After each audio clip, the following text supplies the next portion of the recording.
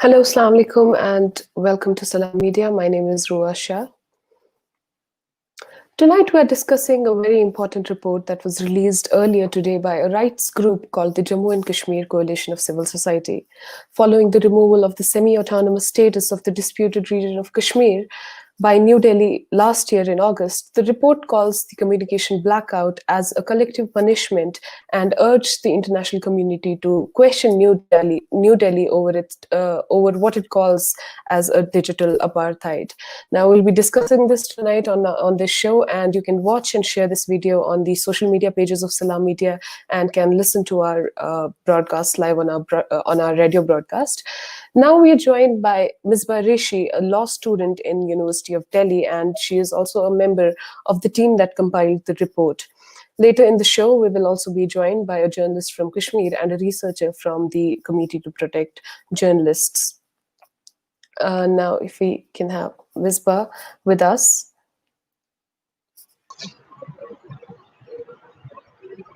Assalamu alaikum, Misbah. Thank you for joining. Walaikum salam. Thank you for having me. Well, Misbah, the report used the term internet apartheid. Can you please elaborate it a bit for us? So the purpose of the report is to analyze and give an overview of how this digital siege, as we're calling it, this internet shutdown and this communication blockade has impacted the lives of people, how Kashmiris were directly affected. And in that sense, when we talk about this digital siege, we wanted to talk about how this affects the people at large. What we wanted to convey specifically was how this is systematic and how this is legal as well. So in the human rights framework, when you talk about how systematically anything affects people or how it's done legally, the term apartheid communicates that sentiment really well. And this is not something that is specific to just South Africa. The term apartheid is used in many contexts and in understanding human rights violations when you talk about discriminatory citizenship laws in Palestine, or when you talk about race issues, the Jim Crow in America, or even in India when you talk about the caste problem, when you talk about caste as an apartheid. So within that human rights framework and within that idea, within that context of a systematic and a legalized oppression, the term apartheid communicated best what we were trying to talk about in our report. Right. Misbah, how difficult was it for you to be a member of the team that was compiling the report? I mean, you did the groundwork. So was it intimidating in any way for you? So we started working on this report in January, and at that time we didn't know that there was going to be a COVID lockdown. We weren't aware of how the situation was going to be in the next few months. So at that time, all of us were in Delhi, and the purpose was to go to Kashmir and do proper groundwork and to understand what is happening on ground. But because of the lockdown, we weren't able to do that. One of our researchers did, in fact, go to Kashmir in March. And that's when it became slightly difficult, and actually that was when we realized how difficult it is to be in Kashmir while the internet shutdown, or 2G internet was available. So in doing our work, communicating with the researcher first and foremost was a big problem, because there were frequent internet shutdowns, and communicating with our researcher was a problem, but also in terms of doing other groundwork. So for example, we were so this chapter isn't there in our report anymore. So we wanted to do a chapter on governance, and we wanted to see how government schemes were impacted because of the shutdown. Because obviously India has this digital India that it's trying to move towards, and we wanted to see how those facilities, how schemes were affected, and we wanted to talk to people. Can you hear me, Misbah? Yes, I can. There seems to be some technical error. Okay. Yeah, can you hear me? I can. Can you hear me? Please continue. Okay. So what we wanted to do was talk to a few people who were working with the government and could give us information on that, but no one was willing to speak to us. And also because there were since 5th August, there were a lot of institutional changes that were taking place. So we couldn't access, the RTIs because the whole system was dismantled. There was a court case on what is the alternative structure that they were trying to set up. That wasn't successful. So getting information that way was difficult, but at the same time, when we spoke to people, they were extremely helpful and willing, and the JKCCS team had a lot of information that helped us. And what also really helped us was that the there was a lot of information on how the internet impacted by various media outlets. So journalists had done a really good job, and that made it very easy for us to sort of understand what was happening, even though all of us weren't on ground. Right. Misbah, the report sketches out the consequences of this longest ever lockdown that Kashmir has ever witnessed, and its severe impact on the livelihoods, education, and various other, sectors, including the press freedom. And JKCCS said that it was based on field work and government documents and court files. And as you said, media reports were a very important part of it. What were your resources mainly from the ground? Did you talk to the people, locals, or give us some insight about who you spoke to? So we did talk to a lot of people. So as you can see, the report is divided into various chapters where we've tried to flesh out the different aspects of a life that would be impacted with this digital seed. So we have livelihood, education, social impact, and health, education, and media as well, right? So we spoke to people who could give us an insight into how that particular aspect of their life was affected. So for example, when we wrote the chapter on livelihood, we spoke to a lot of people in different employed in different fields. So we spoke to people in horticulture, we spoke to people who were in the handicrafts industry, we spoke to people who were with the set, who had their own businesses. So that really helped us. Similarly, with education, we spoke to students. When we did our chapter on press, we spoke to journalists. So talking to people who were directly involved in the chapter that we were talking about really helped us a lot in understanding how their lives were affected. Right, and tell us about the significance of this report or the impact that it's going to have. It's only been a day, I know, but what has the response so far been like? The response has been really good. People are talking about it and are sort of understanding the larger holistic impact of the digital siege or the internet shutdown in Kashmir. I think what we wanted to show was this personal impact that it has on the lives of people, and we're hoping that people are able to recognize that, and what's also important is to understand it not as an isolated internet shutdown, but to also understand it within the political and historical background of Kashmir. How this is a part of the years of historical oppression. How this is a part of the way in which different systems are put in place to curb the basic fundamental rights of Kashmiris, and how Kashmir always remains that exception, and how even your highest court or all other institutions of the state always allow for these violations to happen in Kashmir. So we're hoping that all of that is recognized, is understood, and the people in India, but also people across the globe, are able to understand why this is important, because Kashmir at the end of the day is an international issue of peace and security. It isn't just a law and order situation as India portrays it to be. It is an internationally recognized conflict zone, and anything that happens in Kashmir is something that the world needs to be aware of. Right. Misbah, this report examines the shutdown, as we spoke about, and the communication disruptions through a very broad prism and a lot of it's a multidimensional human rights framework that has been compiled and that sees internet access as vital in this contemporary world. So are you going to appeal to international organizations, or is your organization going to appeal to international organizations with this report? What is the way forward? Where are you going ahead with this report? I think the report, of course, is an appeal. We also ended as a statement saying that this is a comment on the people, but also an appeal is made to the international community to understand how it isn't just an internet shutdown, but it means so much more. It means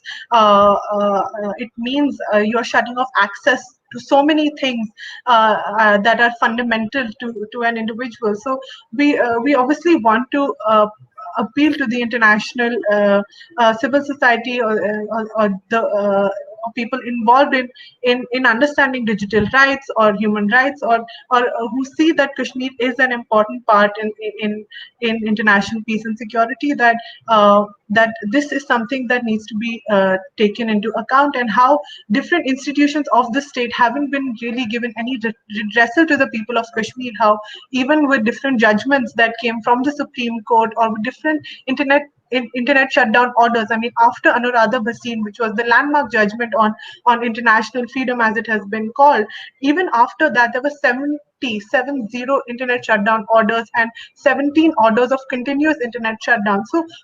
So what does that say about how the state is responding to Kashmir, and how it's responding or redressing the violations that are taking place? Right, there's also a term called as digital refugees that has been mentioned in the report. Could you please explain to us what it means? So again, we wanted to communicate, as you have in any conflict zone or in any place of political conflict, you have as a consequence refugees. So what we imagined, or what we communicated with our digital siege, was that in a siege, in a situation like that, you also had digital refugees, where people who were unable to access their fundamental their basic rights had to move out, had to leave their homes in order to access things. So, for example, this impacted everything. So when you had your in terms of livelihood, people had to leave Kashmir and go to different parts of the country in order for them to access internet, so they could either file their GSTs, or if they could just generally connect with the companies that they were working for, or even in terms of education, where students, in order to fill forms, in order to take exams, in order to finish their thesis, had to move out, go. And this was also an added extra cost on the people, because they had to leave their homes and go out, and just in terms of how the lives of refugees are impacted in that political chaos, we wanted to communicate how in a digital siege you also have, as a consequence, digital refugees. You mentioned the word political chaos, and there has been a huge political chaos in Kashmir for a very long time now. It's not just past 1 year, but this report focuses on the internet part, the digital part, more than the human rights that usually Jammu and Kashmir Coalition of Civil Society is focused on, the human right abuse that happens in Kashmir. And so far, their reports have been generally about this. Is this the first time they have focused on the digital, have presented this as something which is as important as other rights? Yes, it is true that this is the first time that such a report that completely focuses on the digital aspect, or how communication shutdown or internet shutdown affects the lives of people, has been produced by JKCCS. But it is also reflective of generally what is happening in the world, where there is now movement, a shift towards recognizing access to internet or digital rights as something that should be seen within the framework of fundamental rights or human rights. This is something that wasn't there before, but now there is a shift towards that, and this is something that we wanted to communicate, that you have to see how fundamental rights aren't just exclusive to how access to internet is viewed. Right. Ms. Baz, before we let you go, there's a few points I want to talk about. There's a separate timeline in the report, and what is the importance of that timeline? So the timeline is a separate part, and it's an interactive part of the report. This is made extremely graphic, and this is all thanks to the graphics team. This is something that has to be said, that the way it's put out is to show how what how the impact of the internet shutdown has had on the people, vis-a-vis the things that were said by the government. So as you can see in the timeline, there are two parts, which is what was said by the government, and then what was actually happening on ground. And this is something that a lot of us took a lot of time in producing, because what we had to do was essentially look at the dates on which certain government orders were produced, certain statements were made, or certain decisions were made that were changing the structure or in Kashmir, and what was actually happening on ground at that time. So it's a parallel. So there are two timelines in effect, parallel timelines that are tracing what was being said as portraying normalcy in Kashmir, as that became a very an overused term after 5th August, that there is normalcy, and we wanted to sort of strike on that and show that what exactly that normalcy meant. Each and every statement that was made, what that meant for the people of Kashmir. And also in the middle of the timeline, which is something really interesting, is that you see how different forms of communication, your 2G, your Right. fixed line services, or internet was affected in Right, Kashmir. Misbah, we have comments also coming up from our listeners and those who are watching us on social media. They say that this is a serious issue that should be taken on international platform, because more importantly, it's all about students who have been deprived from their studies since a long time because of this internet ban. Now, education is a sector that has been hugely affected due to the year-long lockdown, particularly, but it's generally education sector is, has been affected previously as well. And there are people who are saying it has been affecting entrepreneurs, business, also economical issues. So which were those areas that you felt or this report suggests that were the most are those any categories that you could bifurcate as those who were the most affected? So in our report, we've divided into 5 chapters, right? So that is exactly what we thought were the important aspects that were affected by this internet shutdown. So you have the impact on livelihood, you have the impact on access to justice, how courts were inaccessible, how there is an impact on education, impact on health, and also given the fact that there was a pandemic going on, and how access to healthcare became so precarious in such times. Then you also have how social life was impacted with the internet shutdown. So all these aspects, or all these chapters, sort of portray how different things were affected. And it's been a year now, more than a year, that schools and colleges have been open. So definitely education has been impacted. And what used to happen before, when such shutdowns used to happen and schools weren't working and colleges weren't working, that people relied on the internet to study, but now you didn't even have that. So things were just made worse, if not anything else. Right, Misbah, if you can stay with us now, we'll have another guest with us. His name is Qazi Zaid. If we can have Zaid while we continue our discussion on the same topic. Zaid is a journalist and the editor of the Free Press Kashmir, which is an independent media organization. Thank you for joining us, Zaid. Hi, glad to be here. Zaid, you read the report, obviously. What do you think is the significance of this report? Or at least you have gone through the overview of the report. I haven't completely read the report, but I have skimmed through it. We were also trying to report on what was reported in this particular compilation. We've lived this post August 5th. We've been operating from Srinagar, and the internet shut down. As now we're reading, it's also a memory relapse for us as well. I found some very interesting points in terms of from how the businesses have been hit, how press freedom has been hit, how education has been hit.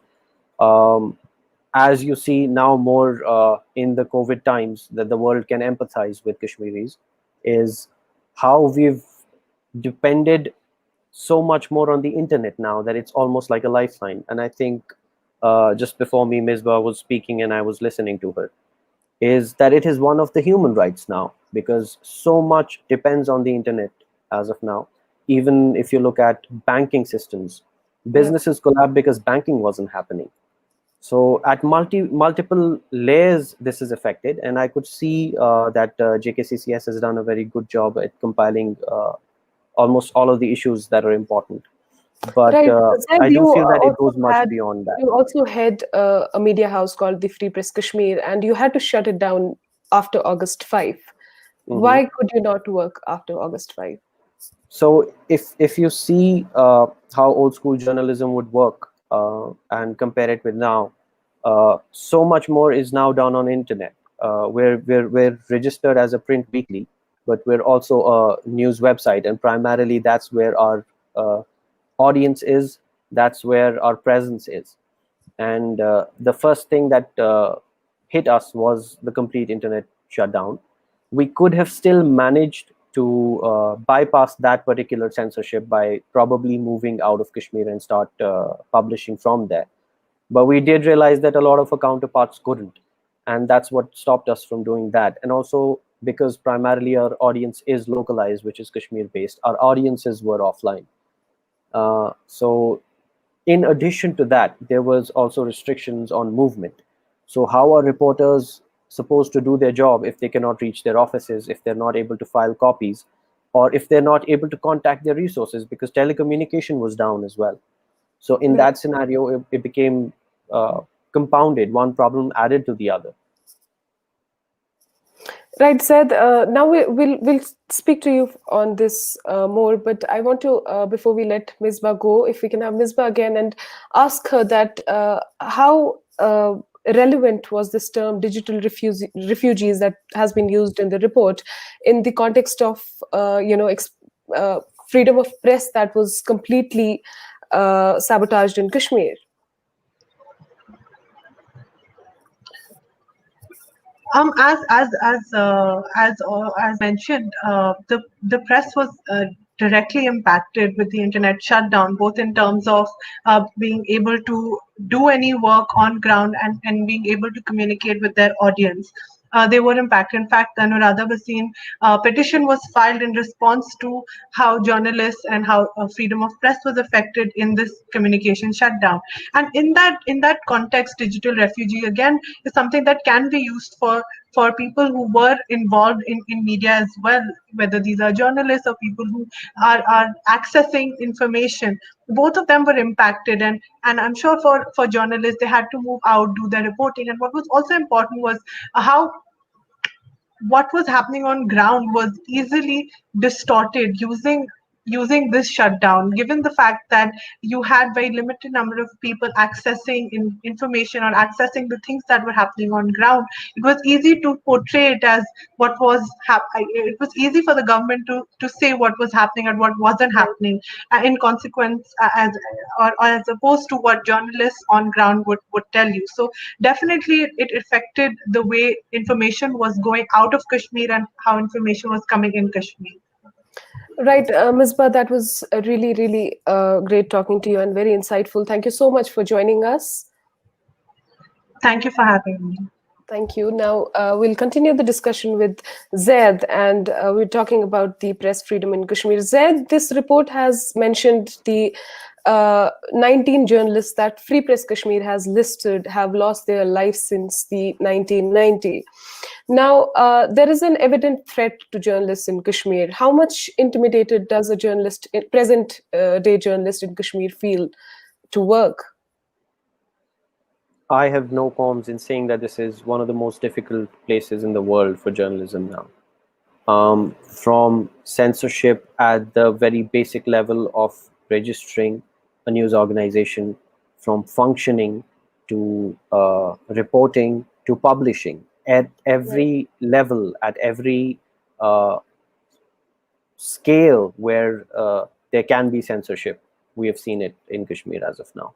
So in terms of intimidation, I think when a journalist is booked or when somebody is summoned, it's not just that particular journalist who is under scanner or who is being threatened. It's the media fraternity, or for lack of a better word, the media circle as a whole.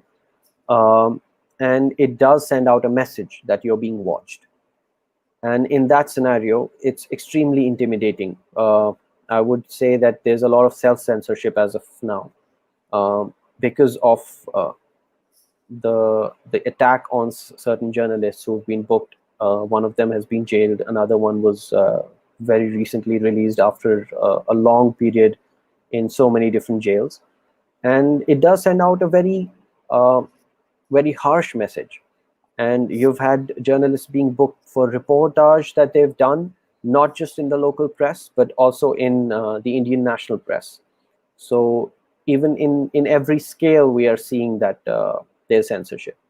More than that, it's not just direct intimidation, it's also indirect censorship where revenue models are controlled, where news organizations who depend on the state are deprived of those very ads that the government would give out, and is basically the job of the state to honestly regulate this money because it is coming from taxpayers. And these publications who are serving the public have been denied them. Greater Kashmir, which is one of the leading publications here, was also denied government ads. Because it didn't logically make sense to have the largest circulating newspaper be denied any circulars or anything that was happening. So much beyond that, at the very level of working as journalists on the ground, you will also see that we're stonewalled.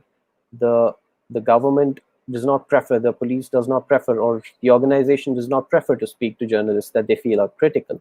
But at the same time, you can be booked for not having the other side of the story. Right. And also, as an editor, for me, if a reporter does submit a story which I feel does not have the other side, I will censor it or I will stop it because it's not a complete story. And how does this reporter of mine or some other editor, how do they go around this circle where they're being stonewalled and the authorities are not speaking to them? Right, Zaid, is it different for those media persons who are working for publications that are probably Indian or foreign, or is it like only for journalists who are on their own, like yourself?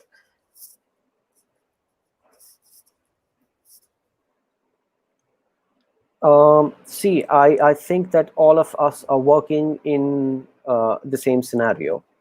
And whether we talk about stonewalling, whether we talk about censorship, it's there for everyone. And the only thing with freelancers or with the local press is that we do not have the support system that would protect us if anything goes wrong. For freelancers, they do not have an organization that would back them. For organizations like us, which is a small newsroom and does not have a support system or a battery of lawyers to protect anyone if they get threatened. So it's difficult, much more difficult for us as compared to an Indian national media organization or an international organization.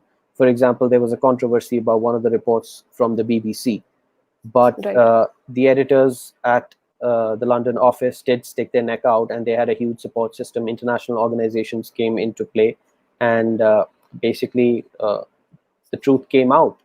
But Right. for organizations like ours, for journalists who are freelancing, it's not as safe. It's not as safe for journalists like you who work independently, or resources are not funded by bigger organizations, let's say. Now, if we can bring in Alia Iftikhar and ask this to Alia, because she is a senior Asia researcher at the Committee to Protect Journalists. Hello, Alia, and thank you for joining us. Thank you, Ruwa, for having me. We had Zaid, he's a journalist and works in Kashmir, and he says that it's the most difficult time in Kashmir for journalists to work right now.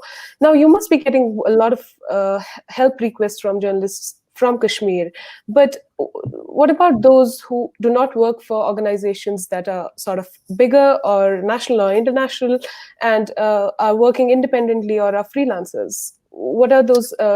Do you receive those requests? Yeah, absolutely. At Committee to Protect Journalists, we, work to support any journalists. You don't have to be accredited with a media organization.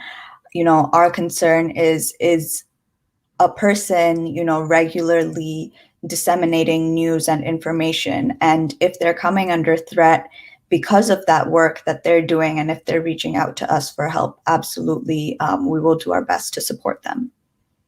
And what is the mechanism to protect a journalist? Let's say the journalist is physically present in that region. How can the CPJ ensure the safety of that person? It's different in every scenario. Of course, as well, Kashmir is very complex and there can be facing threats from a variety of actors. So in each case, it depends on what the journalist is facing, whether it's direct threats to their life, whether it's censorship, difficulty in getting certain information published. So it's about assessing the threat and then also, recognizing what is the journalist looking for, what kind of support do they need, and trying to either help them get that or connect them with other organizations or partners that are able to do that. So it's very case by case, and it's different in every scenario. Now, there is, there are journalists who have been booked and who have been jailed, booked under draconian laws, including Masrat Zehra. She is a 26-year-old woman journalist who was booked under a terror law, and we can keep on naming, and the list wouldn't end. Now, yet there is so much pressure. How do you function? How does the media function? There was a discussion in one of the news meetings that we had maybe a month back, that whether the system out there is democratic enough for us to be speaking, or are we mad enough to be speaking in this system.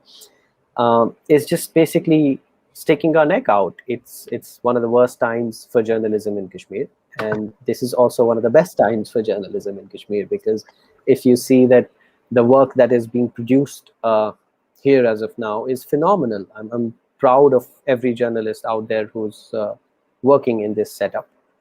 To manage, it's extremely difficult for us to manage, not just as a journalist or an editor, also as speaking as an owner of a news organization which employs journalists whose salaries have to be paid at the end. If a news organization does not have revenue, how are they going to produce work? So that's one in the setup that we're living, by cutting down on revenue. It's an indirect form of censorship that surpasses the internet siege that in the context of which we're speaking. But also, if we look particularly look at press. Right, please go ahead. Please go ahead. So I'll keep it short and end it here by saying that even if you look at in the context of a reportage, it's just that we find that there has to be things that have to be documented, because we're also documenting history as it is happening, and in no way are journalists ready to back down. And the state's job is to try all tactics that it is trying, but I feel it's also pushed the journalists on ground much harder in that sense. Zed, you said that it's very, very difficult for you to manage and function in Kashmir, and you also mentioned before that organizations like organizations like yours that are independent, or journalists who are freelancers, it's more difficult for them because they do not expect help. And Alia here says that their organization, they do everything in their capacity to ensure that the journalist is safeguarded.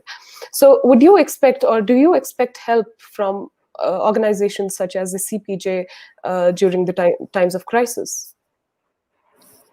Oh, absolutely, absolutely. We have examples of another young editor like me who's been jailed, and it is, I think, international organizations like CPJ or RSF who did a phenomenal job at advocacy and pressure building, and that's probably the max that they can do in terms of legally following and very minutely following each and every step of what is happening with the journalists, what is the state of the trial. And I mean, from a human rights perspective, or an activist perspective, or from an advocacy perspective, that's a max an organization can do to reach out and give out a message that you're not alone. And I do believe that they've done a phenomenal job. Yes. Right, Alia, coming back to you, there are many journalists who have been jailed, like Kamran Yusuf was jailed in 2017 and Qazi Shibli very recently. So what is the procedure for them when organizations like yours, the CPJ, for example, reaches out to them for help? How does it work? Essentially, I mean, one of our biggest concerns is when journalists are jailed for their work, because it is a silencing tactic. And not is it only a silencing tactic because that journalists can't do their job anymore, but it has a chilling effect, of course, on the entire media environment in that region, because it sends a message. What happens when Kamran Yusuf is jailed? What happens when Qazi Shibli is jailed? What happens when Asif Sultan has been sitting in jail now for 2 years this week? it sends a message to the media community that, if you dare to report, and if you dare to report critically, this is what can happen to you. And, our biggest hope, of course, is that that never happens in general, because it's not something that should happen. But should it, we will do our best to, create public pressure to connect those journalists, to connect their families with the appropriate resources. And also, of course, to create public pressure that governments shouldn't be allowed to jail journalists simply for critical reporting. And that's our biggest hope, is to create some momentum, to create public pressure, to create international attention, so that these journalists get released as quickly as possible. Right, it doesn't end at the journalists, Alia. When I'm quoting this report, and it says analysis by the CPJ of 53 blocking requests sent to Twitter by the Indian government concerning several hundred distinct URLs found a majority of the targeted handles straddling the lines of activism, information sharing, and commentary. Many were operated by international observers of Kashmir or Kashmiris based outside Kashmir. CPJ found that 95 entire accounts were affected and 51% of all accounts were withheld worldwide during this study period. So what is happening to those accounts when CPJ comes into intervene? Well, I mean, that's a bit different, right? Because we're talking about tech platforms in that scenario. And I think what that report shows is that, particularly when it comes to Kashmir, how much the Indian government seeks to exert control over the narrative, to seek control over what stories are being told.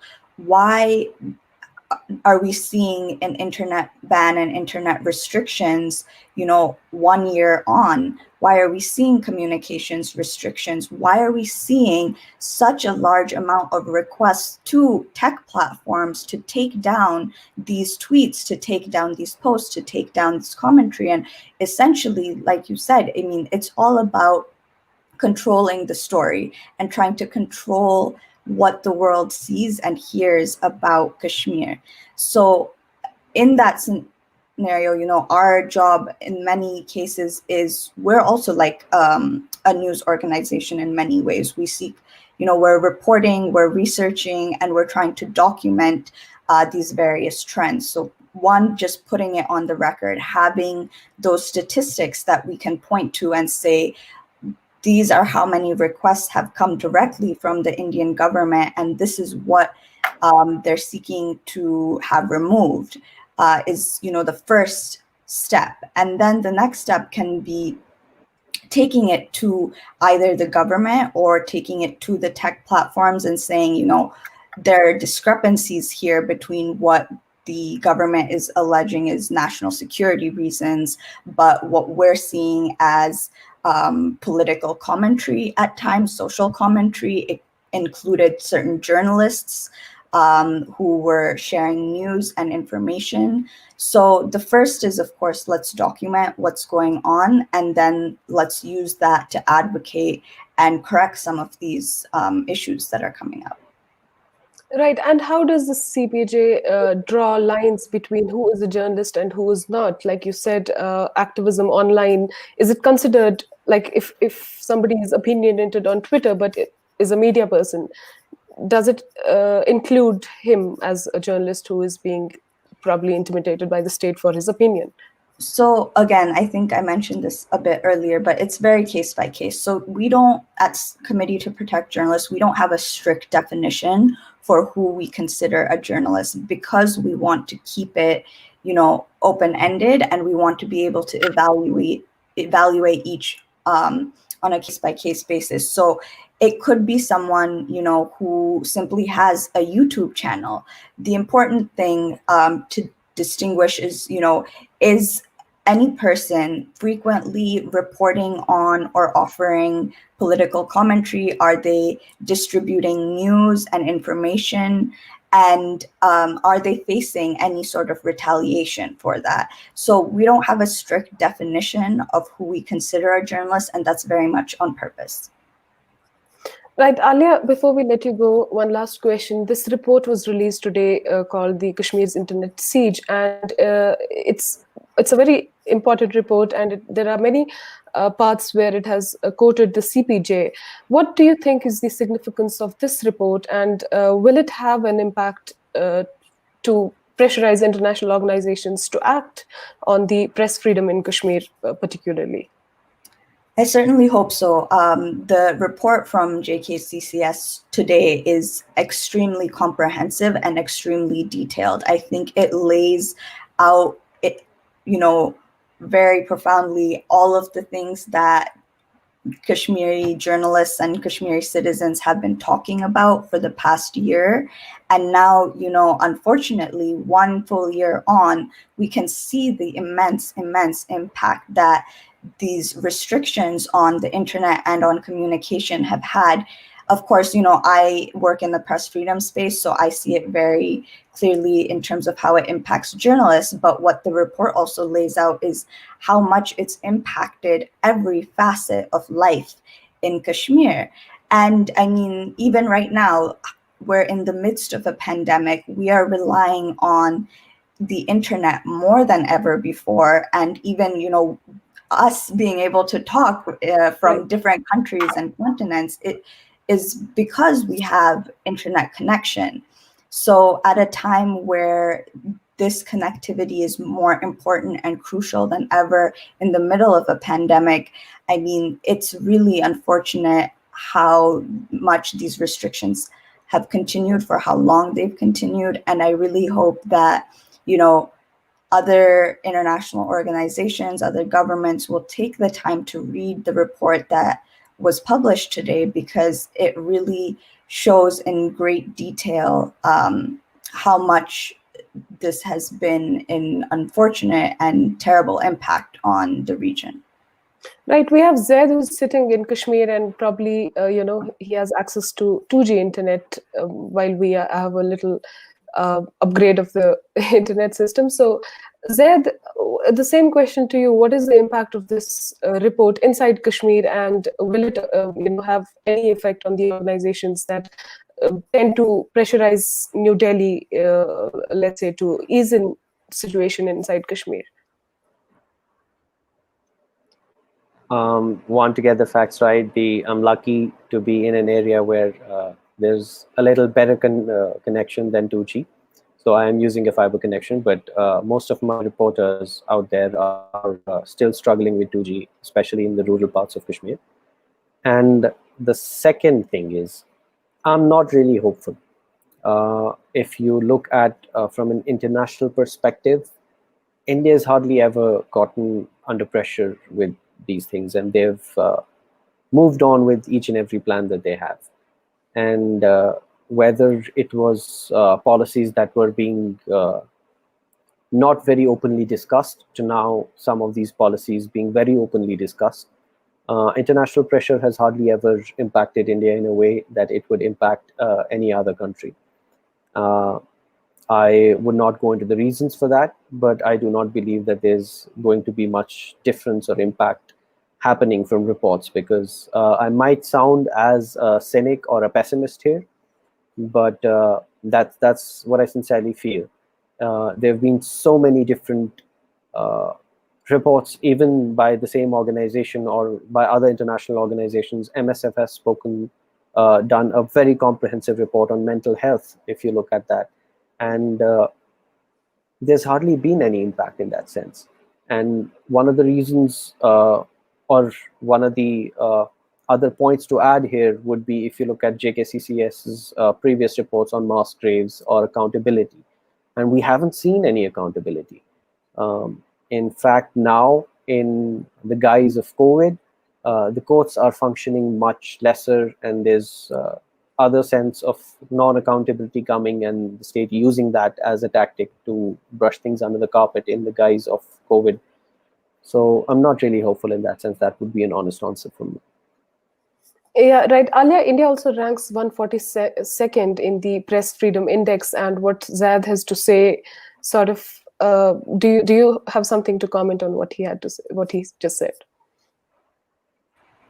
No, I mean, I think Zaid is giving his honest opinion, and I think it's fair because in terms of accountability, we have not seen any, and that is just the truth. And that's not just in Kashmir, but that's in press freedom violations in India that we'll see across every state.